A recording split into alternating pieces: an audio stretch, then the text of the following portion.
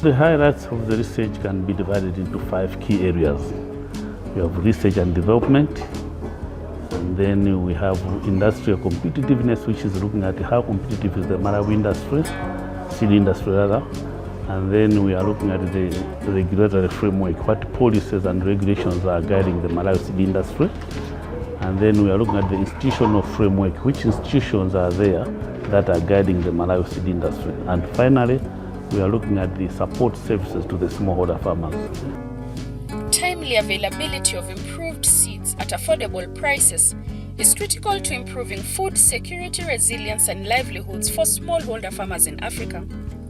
The African Seed Access Index, TASAI, seeks to promote the creation and maintenance of an enabling environment for competitive seed systems serving smallholder farmers. It is this enabling environment that TASAI measures and compares across African countries.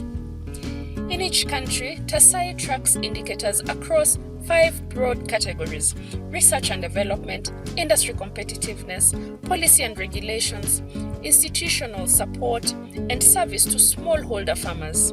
TASAI has completed the 4th country study in Malawi. In collaboration with the Seed Trade Association of Malawi STAM, TASAI convened a meeting to disseminate the findings from this country study on 14th December 2022 in Lilongwe, bringing together key seed industry stakeholders from government, the private sector, research sector, and development partners.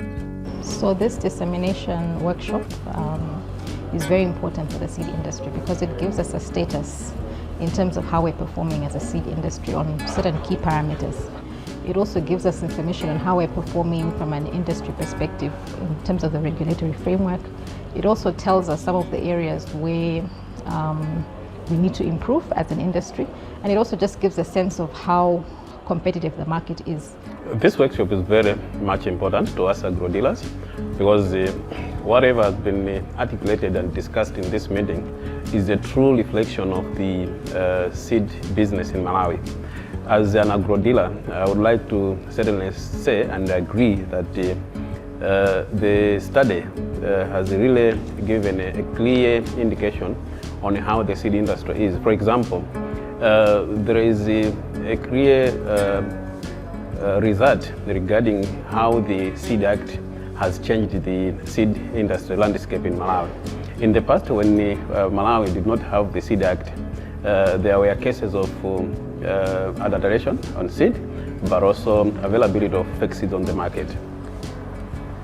As the Department of Agricultural Research Services, we have a sister department, which is the Department of Agricultural Extension Services. We are working hand in hand to ensure that our farmers are getting high quality seeds. The intended outcome is improved access to locally adapted, affordable, and high quality seeds of appropriate varieties by smallholder farmers.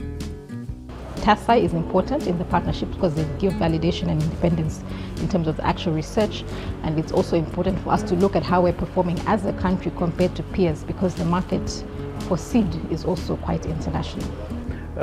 I can also share with the fellow agro-dealers what other agro-dealers in the sister countries are doing in as far as seed is concerned, because this study has given us a comparison of Malawi seed industry and also seed industry in other countries. This research dissemination is important because we drew a number of stakeholders.